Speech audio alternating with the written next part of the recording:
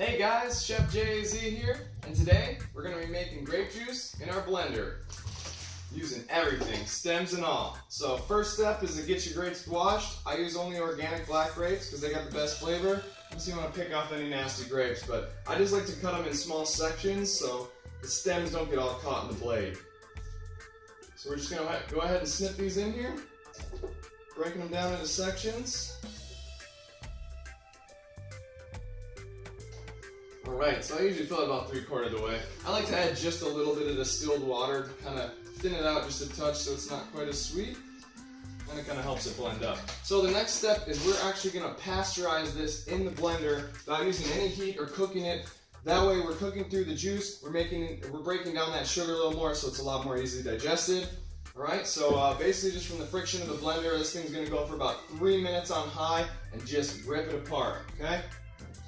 So alright, let's let it rip.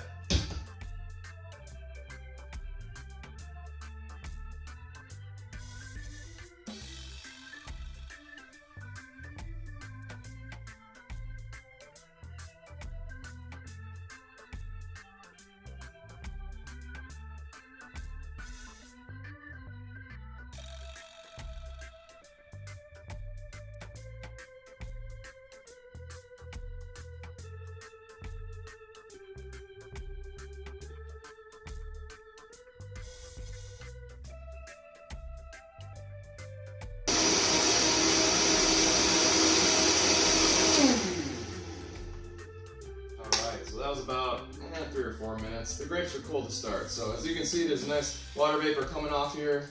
This juice is hot to the touch. You know, you want it to get to at least 100 and 130 degrees, so we really cook that juice and pasteurize it. All right, so pour it on through your chinois here, your nice fine strainer, and you've got some of the best flavorful juice. Now, the reason I keep the stems in there because of their anti-cancer properties. They have a lot of great nutrients and a lot of stuff that, hey, usually you're just throwing it away, but now we're going to utilize that, and you'll notice this juice has a much different flavor than you're used to. It's not as sweet, much more earthy, and it has some of that good green flavor. So